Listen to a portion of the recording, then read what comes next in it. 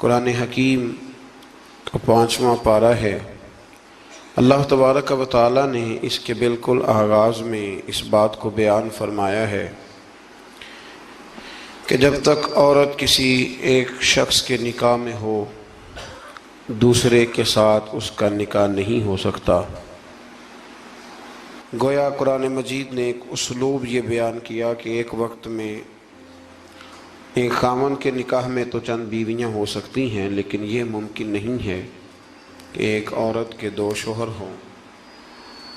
ہاں، جو لونڈیاں ہوں اس زمانے میں جن کا چلن موجود تھا، اس حوالے سے اللہ تعالیٰ نے گنجائش عطا فرمائی۔ اسی تفصیل کو اہل رکوع کے اندر مختلف انداز میں بیان کیا گیا اور یہ بتلایا گیا کہ اسلام ہر خواہش کو پورا کرنے کے لیے پاک، صاف اور جائز رستہ عطا کرتا ہے۔ تو اس کے ماننے والوں کو یہ چاہیے کہ وہ کبھی بھی کوئی غیر فطری، غیر اخلاقی عمل نہ کریں، جس سے کہ یہ محسوس ہو کہ یہ وہ لوگ ہیں شاید جن کی تربیت نہیں کی گئی۔ اللہ تبارک و تعالیٰ نے بہت ساری باتیں ارشاد فرمانے کے بعد اسی پارے کی آیت نمبر 28 کے اندر ارشاد فرمایا کہ یرید اللہ ان یخفف عنکم، فرمایا اللہ تعالیٰ چاہتا ہے کہ تم پر پابندیوں کا بوجھ ہلکا کرے۔ اللہ کریم کی رضا یہ ہے کہ تمہیں آسان دین دیا جائے، آسان دین۔ پابندیوں کا بوجھ تم پر کیوں؟ اس لیے خود ہی بیان فرماتا ہے، فرمایا وَخُلِقَ الْإِنسَانُ ضَعِيفًا، اس لیے کہ ہم نے انسان کو کمزور پیدا کیا ہے۔ رب فرماتے ہیں کہ میں نے چونکہ پیدا کیا ہے تو میں اس کی صلاحیتوں کو جانتا ہوں، تو میں اسے کوئی ایسی شریعت نہیں دوں گا، کوئی ایسا دین نہیں دوں گا، مسلمانوں تم پر کوئی ایسا بوجھ نہیں ڈالا جائے گا جو تم سے اٹھایا نہ جا سکے۔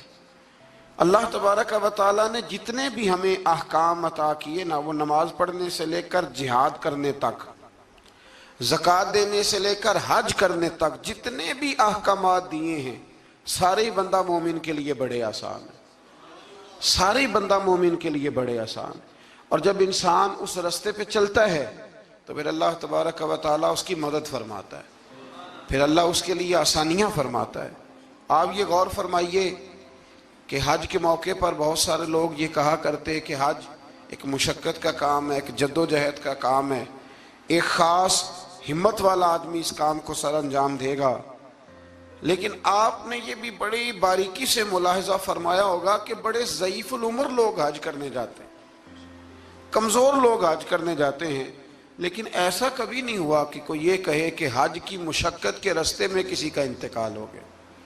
وہ جب بلاتا ہے تو پھر مدد بھی بڑی ہی فرماتا ہے، پھر کرم بھی بڑا ہی فرماتا ہے۔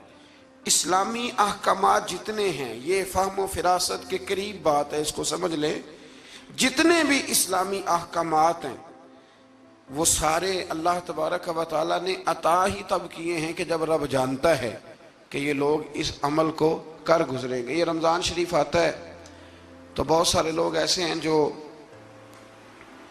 کہتے ہیں جی ہم مزدوری کرتے ہیں، غریب لوگ ہیں، ہمارے لیے بڑی دشواریاں ہیں، ہمیں جد و جہد کرنی پڑتی ہے، تو روزہ رکھنا ہمارے لیے بڑا دشوار ہے۔ تو کوئی بیچ میں سے ایسا رستہ نکل آئے کہ جس رستے سے ہم بچ جائیں، تو میں کہا کرتا ہوں کہ اتنی سخت مزدوری آج کا کوئی بندہ بھی نہیں کرتا جتنی عرب کے مزدور سخت مزدوری کیا کرتے تھے۔ کوئی پہاڑ نہیں توڑتا، کوئی آدمی ایسا نہیں ہے کہ جو چکی اس طرح سخت انداز میں پیستا ہو، کوئی بھی وہ کٹھن کام نہیں جو اہل عرب کرتے تھے۔ لیکن جناب بلال حبشی نے کبھی کوئی روزہ بھی نہیں چھوڑا۔ حضرت سلمان فارسی رضی اللہ تعالیٰ عنہ کی آپ ساری سیرہ مبارکہ پڑھ لیں، اپنے روزمرہ کے معاملات کے باوجود، ایک تو ہے رمضان المبارک، علاوہ رمضان کے بھی ان کی جو نفلی عبادات ہوتی تھی وہ بھی ایک بہت بڑا مقام رکھتی۔ تو بلا وجہ لوگ پریشان ہو جاتے ہیں، اور ہمارے زمانے میں تو کانوں کو ہاتھ لگا لگا کے لوگ کہتے ہیں کہ او ہو معاذ اللہ جی بڑا مشکل ہے دین پہ عمل کرنا، بڑا مشکل ہے۔ وجہ صرف اتنی ہے کہ کوشش نہیں کرتے، توجہ نہیں کرتے، جس کو یہ اپنے لیے آسان سمجھ رہے ہوتے ہیں وہ کام ان کے لیے مشکل ہوتا ہے، اور جو چیزیں اللہ نے آسان کر دی ہیں وہ بہرحال آسان ہوتی ہیں۔ پھر تھوڑا آگے جائیں گے تو اللہ کریم نے اسی بارے میں ارشاد فرمایا کہ ایک دوسرے کا مال ناجائز طریقے سے نہ کھاؤ، ہاں تجارت کرو باہمی رضامندی کے ساتھ، ایک دوسرے کے ساتھ لین دین کرو تو اچھے طریقے سے کرو، ناجائز طریقے سے کسی کا مال نہ کھاؤ۔ اس کی تفسیر میں ایک حدیث ہے مسند امام احمد بن حنبل میں، نبی کریم صلی اللہ علیہ وسلم نے فرمایا کہ جس شخص نے ناجائز طریقے سے مال کمایا ہے نا، یہ اسی کا تھا، اسی کا نصیب تھا، جس نے کما لیا اسی کا تھا، لیکن حضور فرمانے لگے اس نے جلدی کی ہے، اگر یہ تھوڑا انتظار کرتا تو اللہ یہی مال اسے جائز طریقے سے عطا فرما دیتا۔ اس نے جلد بازی کا مظاہرہ کیا ہے، غلط طریقہ اختیار کیا اس کو حاصل کرنے کا، اس نے اچھا نہیں کیا۔ تو ناجائز طریقے سے مال، آپ اندازہ فرما لیں کہ دنیا میں کتنے ایسے لوگ ہیں، کتنے کہ جو کہتے ہیں کہ ہم زندہ بھی دوسروں کے مال پہ ہیں، ہمارے پاس جو بنیادی رقم ہے تجارت کرنے کے لیے وہ بھی لوگوں کی ہے۔ لوگ چاہتے ہیں کہ دوسروں کے مال پر وہ اپنا قد اونچا کریں، اللہ تبارک و تعالیٰ نے اس بات سے سختی کے ساتھ منع فرما دیا۔ آیت نمبر 31 کے اندر اللہ تبارک و تعالیٰ نے ارشاد فرمایا کہ بڑے گناہوں سے بچنا، کبیرہ گناہوں سے بچنا، جو چھوٹے گناہ ہوں گے وہ تو اللہ اپنے فضل سے معاف فرما دے گا، لیکن تم کبیرہ گناہوں سے بچنا۔ کبیرہ گناہ کون سے ہیں؟ قتل سے بچنا، بہتان ترازی سے، پاک باز لوگوں پر بہتان لگانا کبیرہ گناہ، کبیرہ گناہ، قتل کبیرہ گناہ ہے، اور بہتان ترازی حدیث صحیح میں موجود ہے۔ ہمیں بالکل نہیں پتا ہوتا کہ سامنے والے کے معاملات کیا ہے، لیکن ہم بہتان لگا دیتے ہیں، اور شریعت کے اندر باقاعدہ اس کی حد رکھی گئی ہے، کوڑوں کی سزا رکھی گئی ہے۔ جب تک آپ کو تحقیق نہ ہو جائے، میرے نبی کریم علیہ الصلوۃ والسلام نے فرمایا کسی شخص کے جھوٹا ہونے کے لیے اتنا ہی کافی ہے کہ سنی سنائی بات آگے بیان کر دیتا ہے، یہ جھوٹا ہے، اس کو چاہیے تھا اس کی تحقیق کرتا۔ اسی طریقے سے یتیم کا مال کھا جانا، یہ رمضان شریف آئے گا تو بڑے سارے لوگ چندہ لینے کے لیے میدانوں میں نکلیں گے، بڑے سارے لوگ یتیموں کا نام لیں گے، بیماروں کا نام لیں گے، کمزوروں کا نام لیں گے، مدارس کا نام لیں گے۔ اللہ سے ڈرنا چاہیے۔ اللہ کریم نے جو میرے اور میرے بچوں کے حصے میں رکھا ہے وہ کوئی دوسرا چھین سکتا نہیں، لیکن انداز غلط اختیار کرنا، اس سے انسان کا نقصان ہوتا ہے۔ کبیرہ گناہوں میں اس کو رکھا گیا۔ اسی طرح زنا کرنا، میدان جہاد سے بھاگ جانا، والدین کی نافرمانی کرنا، یہ سب کبیرہ گناہ ہے، اور اللہ کریم نے آیہ مقدسہ میں ارشاد فرمایا کہ تم کبیرہ گناہوں سے بچ جانا، صغیرہ اللہ اپنے فضل سے معاف کر دے گا۔ صغیرہ گناہ کیسے معاف ہوتے ہیں؟ نبی کریم علیہ السلام نے فرمایا تم فرض نماز کے بعد نا 33 بار سبحان اللہ پڑھو، 33 بار الحمدللہ، اور 34 بار اللہ اکبر پڑھو۔ یا رسول اللہ کیا ملے گا؟ فرمایا تمہارے گناہ اگر سمندر کی جھاگ کے برابر بھی ہوئے تو اللہ اپنے فضل سے معاف فرما دے گا۔ اور فرمایا نماز تسبیح زندگی میں ایک دفعہ پڑھ لینا، اگر تمہارے گناہ سمندر کی جھاگ کے برابر ہوئے تو اللہ معاف فرما دے۔ بہت سارے ایسے وظائف، بہت سارے ایسے اعمال، لیکن ان سے صغیرہ گناہ معاف ہوتے ہیں، کبیرہ گناہ ان سے معاف نہیں ہوتے۔ تھوڑا سا آگے چلیں گے تو اللہ تبارک و تعالیٰ نے حکم دیا ہے کہ اللہ کی عبادت کرو، لیکن فقط عبادت کر کے اپنے آپ کو مطمئن نہ کرو، بلکہ اس کے ساتھ حقوق بھی ادا کرو۔ وَاعْبُدُوا اللَّهَ وَلَا تُشْرِكُوا بِهِ شَيْئًا، اللہ کی عبادت کرو اور اس کے ساتھ کسی کو شریک نہ ٹھہراؤ، اور اس سے آگے بھی بڑھو۔ وَبِالْوَالِدَيْنِ إِحْسَانًا، اپنے والدین کے ساتھ احسان کرو۔ یہاں مفسرین نے بیان کیا کہ یہ نہیں کہا گیا کہ والدین پر احسان کرو، والدین کے ساتھ احسان کرو، ان کے ساتھ اچھا رویہ اختیار کرو۔ حضرت قاضی صاحب رحمۃ اللہ نے یہاں ایک جملہ لکھا ہے، بڑا ہی دل کرتا ہے میرا کہ وہ جملہ کہہ دوں۔ قاضی صاحب فرمایا کرتے کہ نیکی کا بدلہ نیکی یہ جزا فرماتے ہیں، جو احسان ہوتا ہے نا، یہ سامنے والے نے جتنی نیکی کی ہو اس سے بڑھ کر اس کے ساتھ کرنے کو احسان کہتے ہیں تو آپ فرماتے ہیں کہ اگر اماں تیرے لیے ایک رات بیدار رہی ہے تو کوشش کر تو 2 راتیں رہا کر، اور اگر والد نے اپنی زندگی کے 30 سال تجھے دیے ہیں تو دعا کر کہ کم از کم تو 35 سال اللہ تجھے توفیق دے تو ان کی خدمت کرے۔ پھر آگے ارشاد فرمایا کہ وَبِذِي الْقُرْبَى وَالْيَتَامَى وَالْمَسَاكِينِ وَالْجَارِ ذِي الْقُرْبَى وَالْجَارِ الْجُنُبِ وَالصَّاحِبِ بِالْجَنبِ وَابْنِ السَّبِيلِ، فرمایا یہ ایک لسٹ ہے، ان سب کے ساتھ اچھا سلوک کرو، والدین کے ساتھ بھی، قریبی رشتہ داروں کے ساتھ بھی، یتیموں کے ساتھ بھی، مسکینوں کے ساتھ بھی، پڑوسیوں کے ساتھ بھی، اور وہ پڑوسی جو رشتہ دار ہوں اور وہ پڑوسی جو رشتہ دار نہ بھی ہوں، اور وہ جو تمہارے مجلس کے ساتھی ہیں، کلاس فیلو ہیں، دفتر کے ساتھ رہنے والے ہیں، دوست ہیں، کلیگ ہیں، ان کے ساتھ بھی اچھا سلوک کرو، اور مسافروں کے ساتھ بھی اچھا سلوک کرو۔ وَمَا مَلَكَتْ أَيْمَانُكُمْ، اور وہ جو تمہارے قبضے میں ہیں، تمہارے داہنے ہاتھ جن کے مالک ہوئے، یعنی جو تمہارے ملازم ہیں، جو تمہارے غلام ہیں، ان کے ساتھ بھی سلوک۔ اور ہمارا سارا جو غصہ ہے وہ نکلتا ہی ملازموں پہ، سارا غصہ ملازموں پہ نکلتا ہے۔ خدا نہ کرے کوئی ایسا وقت آئے، ورنہ لوگ کیا کرتے ہیں کہ جو غصہ کسی اور کا ہوتا ہے وہ بھی جانے کس عمر میں جائے گی یہ عادت میری، روٹھنا اس سے تو غیروں سے الجھتے پھرنا، یعنی غصہ کسی اور کا اور نکل۔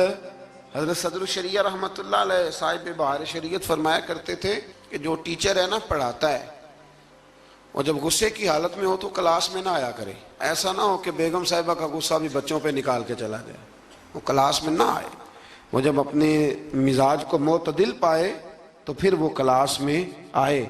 اللہ تبارک و تعالیٰ نے اس آیت میں وہ سارا چارٹر دیا، وہ لسٹ دی، یہ وہ سارے لوگ ہیں جن کے ساتھ تم نے اچھا سلوک کرنا ہے۔ اور آخر میں فرمایا ان اللہ لا يحب من کان مختالا فخورا، فرمایا اللہ تعالیٰ پسند نہیں کرتا اس شخص کو جو مغرور بھی ہو، فخر کرنے والا بھی ہو، متکبر ہو، ایسے لوگوں کو اللہ مختالا فخورا، اللہ اس آدمی کو جو متکبر ہے، جو اتراتا ہے، اس کو اللہ پسند نہیں کرتا۔ تو پیچھے حقوق کا بیان تھا تو آخر میں فرمایا کہ تکبر کرنے والے اللہ کو پسند، اس کا مطلب ہے حقوق وہ بندہ عطا نہیں کرتا جو متکبر ہوتا ہے، جس میں عاجزی ہوتی ہے نا، وہ ماں باپ کے حق میں بھی اچھا ہوتا ہے، وہ رشتہ داروں کے حق میں بھی، مسکینوں کے حق میں بھی، کلاس فیلو کے حق میں بھی، یہ اللہ کریم نے بیان کر دیا۔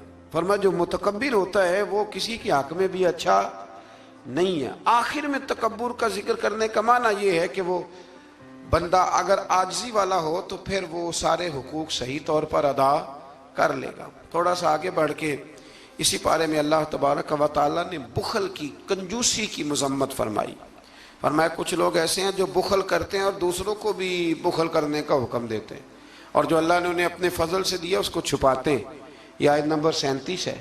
آپ کو بہت سارے لوگ معاشرے میں ایسے ملیں گے جو آپ کو مشورہ دیں گے، چھوڑو یار، یہ ان لوگوں کا تو کام ہے چندے جمع کرنا، یہ تو کام ہے ان لوگوں کا، یہ آ جاتے ہیں ویلفیئر سوسائٹی والے، یہ آ جاتے ہیں سڑک بنانے والے، اسکول والے، یہ لوگ آ جاتے ہیں، تو یہ مشورہ دیا جاتا ہے، خود بھی بخل کرتے ہیں اور لوگوں کو بھی بخل کا مشورہ دیتے ہیں۔ یاد رکھے اللہ تبارک و تعالیٰ جب آپ کو آپ کی ضروریات سے زیادہ دیتا ہے نا، تو اس کا مطلب ہے کہ پھر اللہ نے آپ کو کسی کے لیے بانٹنے کے لیے دیا ہے۔ جب اللہ تبارک و تعالیٰ نے دیا ہے تو پھر اللہ کے دیے سے اس کی راہ میں خرچ کرنا یہ انسان کو نفع دیتا ہے، یہ اس کا فائدہ کرتا ہے۔ میرے نبی پاک علیہ السلام نے فرمایا جب صبح ہوتی ہے نا تو 2 فرشتے زمین پر اترتے ہیں، ایک فرشتہ یہ کہتا ہے کہ اے اللہ سخی کو زیادہ عطا فرما، اور دوسرا کہتا ہے اللہ جو بخیل ہے نا، کنجوس ہے، ہونے کے باوجود خرچ نہیں کرتا، اللہ اسے روک لے، اسے عطا نہ فرما۔ دونوں فرشتے یہ کہتے ہیں، اور حضور فرمانے لگے جو سخی ہے وہ اللہ کے بھی قریب ہے، لوگوں کے بھی قریب ہے، اور جنت کے بھی قریب ہے، اور جو کنجوس ہے وہ بندوں سے بھی دور ہے، معاذ اللہ اللہ سے بھی دور ہے، اور جنت سے بھی دور ہے۔ تو کوشش کریں جو اللہ نے دیا ہے اس میں سے اللہ کے راستے میں خرچ کیا جائے۔ انہی آیات مقدسہ میں پھر امانتیں ادا کرنے کا بھی حکم ہے، آگے چل کے پھر حسد کی ممانعت بھی فرمائی گئی، پھر ان لوگوں کو سمجھایا گیا کہ جو بلا وجہ لوگوں کو حاکموں تک لے جاتے ہیں، یعنی بلا وجہ کے مقدمات، بلا وجہ یہ جو ہمارے مالدار لوگ ہوتے ہیں انہوں نے تو ایک پکا وکیل رکھا ہوتا ہے مقدمے کرنے کے لیے، اس پہ بھی کر دو، اس پہ بھی کر دو، اس پہ بھی کر دو، الجھائے رکھتے، اور بغیر کسی سبب کے بعض لوگوں کی یہ عادت ہوتی ہے لوگوں کو تنگ کرنا، نوٹس بھیجتے رہنا۔ اللہ کریم نے ان آیات کے اندر منع فرمایا۔ 5ویں پارے کی سورہ نساء کی آیت نمبر 64 فرمایا وما ارسلنا من رسول الا لیطاع باذن اللہ، فرمایا ہم نے جو رسول بھی دنیا میں بھیجے اس لیے بھیجے کہ ان کی اطاعت کی جائے، ان کی فرما برداری کی جائے۔ اور آگے ارشاد فرمایا وَلَوْ أَنَّهُمْ إِذ ظَّلَمُوا أَنفُسَهُمْ جَاءُوكَ، محبوب جب یہ لوگ اپنی جانوں پہ ظلم کر بیٹھے تو آپ کی بارگاہ میں حاضر ہو جائیں۔ وَلَوْ أَنَّهُمْ إِذ ظَّلَمُوا أَنفُسَهُمْ جَاءُوكَ، محبوب جب یہ اپنی جانوں پہ ظلم کریں تو آپ کی بارگاہ میں حاضر ہو جائیں۔ ظلم سے مراد جب گناہ کر بیٹھے پھر کیا کریں؟ فاستغفر اللہ، اللہ سے معافی مانگیں، واستغفر لہم الرسول، اور رسول بھی ان کی سفارش کر دیں، لوجد اللہ تواب الرحیم، تو یہ ضرور اللہ کو توبہ قبول کرنے والا اور رحم کرنے والا پائیں گے۔ تو یہ کون فرما رہا ہے؟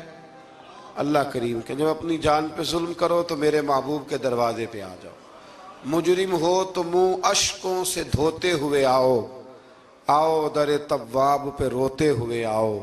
قرآن میں موجود ہے توبہ کا طریقہ، سرکار کی دہلیز سے ہوتے ہوئے آؤ۔ اب کچھ لوگ یہاں اپنی مرضی کی تشریح بھی کرتے ہیں، کچھ لوگوں کا مزاج بن جاتا ہے، وہ کہتے ہیں جی پہلے تو کہنے لگے کہ اس آیہ مبارکہ کے مفاہیم ہی کچھ اور ہیں، پھر جب امت نے زیادہ بیان کیا تو کہنے لگے یہ حضور کی حیات ظاہرہ تک تھی۔ تو میں نے کہا یہ کہاں لکھا ہوا ہے؟ قرآن مجید میں کہاں لکھا ہوا ہے؟ اللہ پاک نے تو مطلق کہہ دیا کہ جب بھی ظلم کرو تو میرے محبوب کی بارگاہ میں، چاہیے تھا نا کہ جو تشریح تم کر رہے ہو۔ اللہ کریم انہی الفاظ کے ساتھ بیان فرماتے کہ زندگی میں جانا بعد از وصال نہ جانا۔ تو جب اللہ کریم نے اس حکم کو مطلق رکھا، مسند امام احمد بن حنبل میں حدیث ہے، خلیفہ عبد الملک بن مروان کہتا ہے کہ میں رات کے وقت نا نبی کریم علیہ السلام کے روضہ اطہر کی طرف نکلا تو میں نے ایک شخص کو نا حضور کی قبر انور پر لیٹے ہوئے دیکھا، اور کس طرح لیٹے تھے کہ اپنے رخسار نبی پاک علیہ السلام کی قبر کے ساتھ وہ رگڑ رہے تھے۔ تو کہتے میں نے ان کو ٹھوکر ماری، میں نے کہا تمہیں پتہ ہے تم کیا کر رہے ہو؟ کہتے ہیں جب انہوں نے چہرہ اٹھایا تو میں حیران ہی ہو گیا کہ وہ عام آدمی نہیں، وہ تو حضرت ابو ایوب انصاری ہیں، اور کہنے لگے مجھے پتہ ہے میں کیا کر رہا ہوں، میں کسی بت اور پتھر کے پاس نہیں آیا، میں اپنے رسول کے پاس حاضر ہوا۔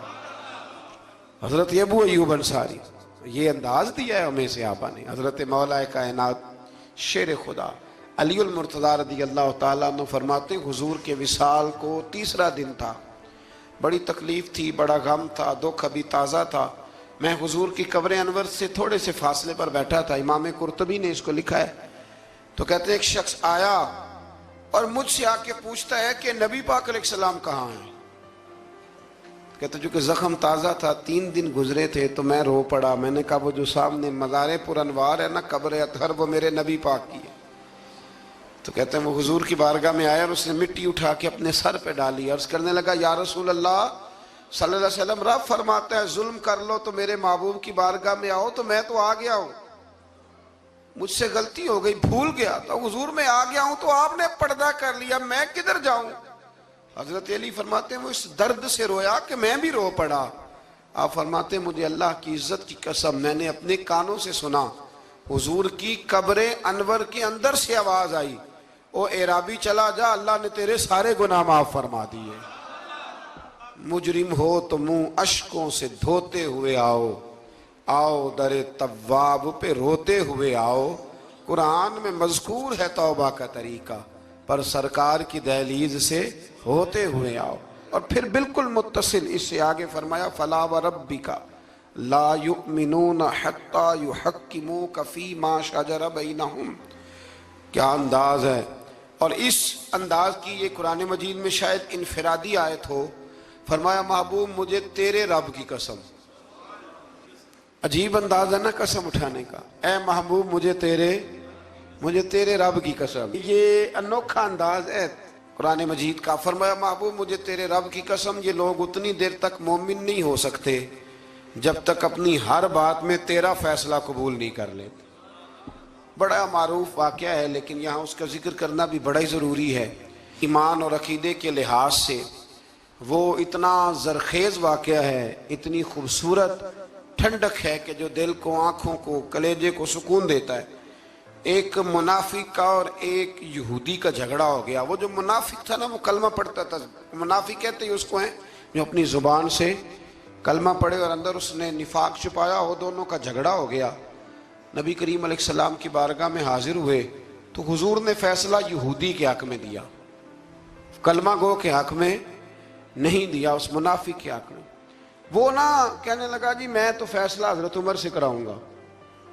وہ حضرت عمر فاروق کے پاس گئے اور جا کر کے کہا کہ یہ ہمارا معاملہ ہے تو فیصلہ کر دے۔ جناب عمر بات سننے لگے تھے کہ وہ یہودی بولا، کہنے لگا عمر ایک بات کا لحاظ کر لینا کہ نبی کریم کی بارگاہ میں یہ بات پہلے سے طے ہو چکی ہے اور حضور نے میرے حق میں فیصلہ دے دیا ہے، پر یہ کلمہ پڑھ کے کہتا ہے کہ میں نے عمر سے فیصلہ کرانا ہے، میں معاذ اللہ حضور کے فیصلے کو نہیں مانتا۔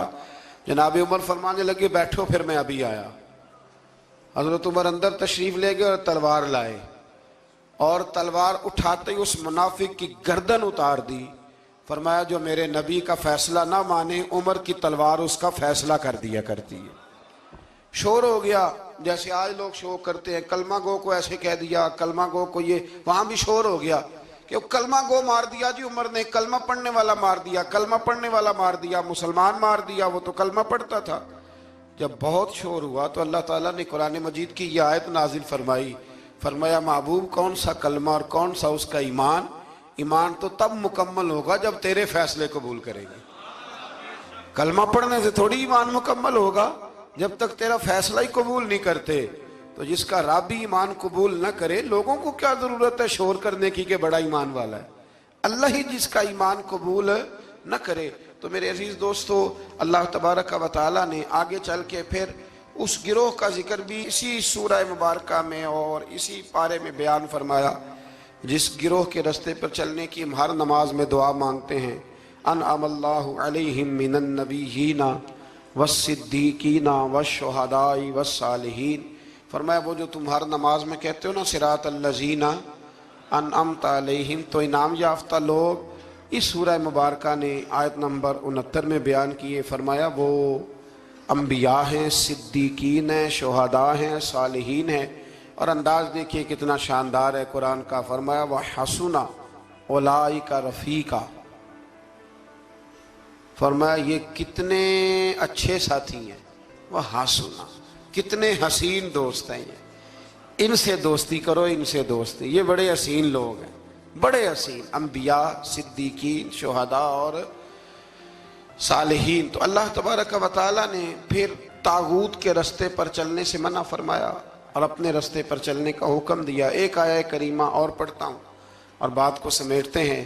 اسی قرآن مجید کی سورہ نساء میں، اسی پارے میں آیت نمبر 82 میں اللہ کریم نے قرآن کی، اسلام کی اور دین کی ایک اور صداقت کو بیان کیا۔ فرمایا افلا یتدبرون القرآن، کیا یہ لوگ قرآن میں غور نہیں کرتے، تدبر نہیں کرتے، توجہ نہیں کرتے قرآن میں؟ فرمایا وَلَوْ كَانَ مِنْ عِنْدِ غَيْرِ اللَّهِ، اگر یہ اللہ کے علاوہ کسی اور کی طرف سے ہوتا لَوَجَدُوا فِيهِ اختلافاً كَثِيرًا، تو یہ اس میں بڑا سخت اختلاف پاتے، یہ اس میں پاتے کہ بہت ساری جگہوں پہ متضاد باتیں ہیں، کہیں کچھ کہا جا رہا ہے اور کہیں کچھ کہا جا رہا ہے۔ قرآن مجید ایک دم نہیں آیا، جو کتاب ایک دم لکھی جاتی ہے نا اس میں اختلاف نہیں ہوتا، 23 سالوں میں آیا ہے۔